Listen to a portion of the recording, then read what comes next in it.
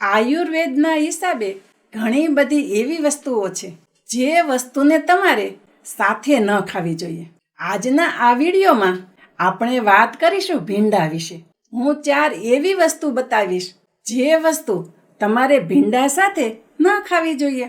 અને જો ભીંડા સાથે આ 4 વસ્તુનું સેવન કરવામાં આવે તો તમને શરીર ઉપર સફેદ ડાઘ નીકળી શકે છે. તમારા પાચન તંત્રમાં પણ તકલીફ થઈ શકે છે અને તમને ઘણી એલર્જી પણ થઈ શકે છે. તો ચાલો જાણીએ તે 4 વસ્તુ કઈ કઈ છે. સૌથી પ્રથમ વસ્તુ છે જે તમારે ભીંડાની સાથે અથવા તો ભીંડા ખાતાની તરત પહેલા ન ખાવી જોઈએ. તે વસ્તુ છે દૂધ. તમને થશે કે દૂધ તો શરીર માટે સારું હોય છે, હેલ્ધી પણ હોય છે, તો શા માટે ભીંડા સાથે ન ખાવું જોઈએ? દૂધ અને ભીંડા બંનેની અંદર કેલ્શિયમ હોય છે, પરંતુ ભીંડાની અંદર અમુક એવા પોષક તત્વો હોય છે. દૂધ અને ભીંડાના પોષક તત્વો ભેગા મળીને એક નવું પોષક તત્વ બનાવે છે જે આપણું શરીર સરળ રીતે પાચન નથી કરી શકતું અને તેના લીધે આપણી કિડનીની અંદર પથરી થવાની શક્યતા ઊભી થાય છે. કિડનીમાં થતી પથરીમાં સૌથી વધુ જવાબદાર હોય તો તે મિશ્રણ થયેલું પોષક તત્વ જ જવાબદાર હોય છે. હવે વાત કરીએ આયુર્વેદિક રીતે.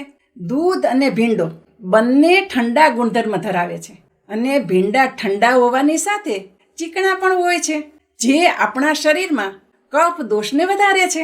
આયુર્વેદમાં કહેવામાં આવ્યું છે દૂધ અને ભીંડો બંને વિરુદ્ધ આહાર છે.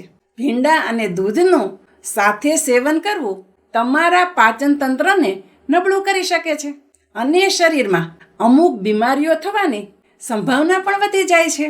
આ બધા કારણોના લીધે તમારે દૂધ અને ભીંડાનું સેવન સાથે ન જ કરવું જોઈએ. હવે વાત કરીએ બીજી વસ્તુની. ઘણા લોકોને આદત હોય છે જમીને તરત જ ચા પીવાની. હંમેશા જમ્યાને તરત જ ચા ન પીવી જોઈએ. અને એમાં પણ જો તમે ભીંડાનું સેવન કર્યું હોય અને તરત જ ચા પીશો તો તમારા માટે નુકસાનકારક સાબિત થઈ શકે છે. ચાના અને ભીંડાના ગુણધર્મો વિરુદ્ધ હોય છે. આ બંનેનું મિશ્રણ થવાથી આપણા શરીરને નુકસાનકારક પદાર્થ ઉત્પન્ન થાય છે. ભીંડાનું સેવન કર્યા પછી જો તમે ચા પીશો તો ભીંડામાં રહેલા પોષક તત્વો તમારા શરીરમાં સાવ ઓછા મળશે. આયુર્વેદિક રીતે પણ કહેવામાં આવ્યું છે ચામાં રહેલું ટેનિન તમારા શરીરમાં વાત દોષને વધારે છે અને સાથે ભીંડો કફ દોષને વધારે છે. જ્યારે તમે આ બંને વસ્તુનું સાથે સેવન કરશો તો તમારા શરીરમાં વાત અને કફ બંને દોષોને વધારે છે. એટલે હંમેશા ભીંડાનું જ્યારે સેવન કરો તેની પહેલાં, તેની સાથે અથવા તો તેની તરત જ પછી ચા પીવાનું ટાળવું જોઈએ. ત્રીજું સૌથી કોમન ફૂડ છે મૂળો. આપણે હંમેશા સલાડમાં મૂળા ખાતા હોઈએ છીએ. ઘણી વખત શાકમાં પણ મૂળાનો ઉપયોગ કરતા હોઈએ છીએ. ભીંડાની સાથે તમારે મૂળાનું સેવન ન કરવું જોઈએ.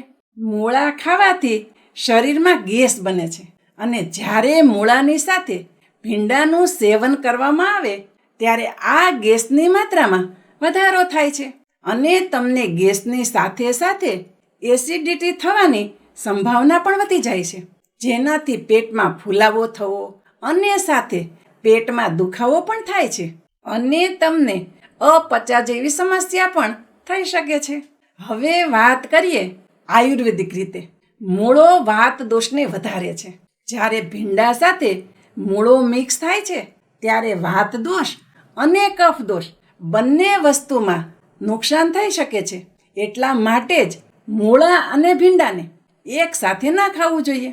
ચોથી મહત્વની વસ્તુ છે કારેલા. કારેલા હંમેશા પોતાના કડવા સ્વાદ માટે ઓળખવામાં આવે છે. કારેલાનો ગુણધર્મ ઠંડો હોય છે અને કારેલામાં ડાયાબિટીસને દૂર કરવા માટેના પોષક તત્વો હોય છે.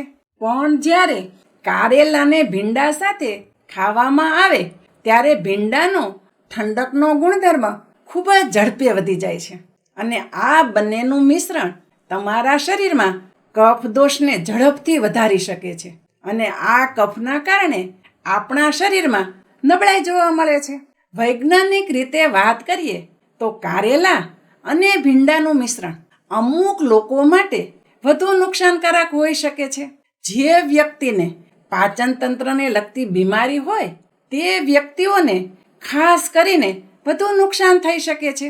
એટલા માટે ભીંડા અને કારેલાને એક સાથે ક્યારેય ખાવા ન જોઈએ.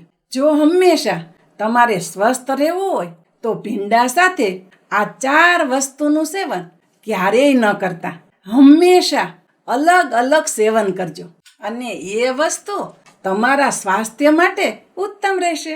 મિત્રો, મને આશા છે આજનો આ વિડીયો તમને જરૂર પસંદ આવ્યો હશે અને આ વિડીયોમાંથી તમે કંઈક ને કંઈક નવું શીખ્યા હશો. જો વિડીયો તમને સારો લાગ્યો હોય તો વિડીયોને લાઈક અને ચેનલ ઉપર નવા હોય તો ચેનલને સબસ્ક્રાઈબ પણ કરો અને બધા લોકો સાથે શેર કરો. હું શારદાબેન ગોસ્વામી તમને ફરી મળીશ એક નવા જ વિડીયો સાથે. ત્યાં સુધી મસ્ત રહો, સ્વસ્થ રહો.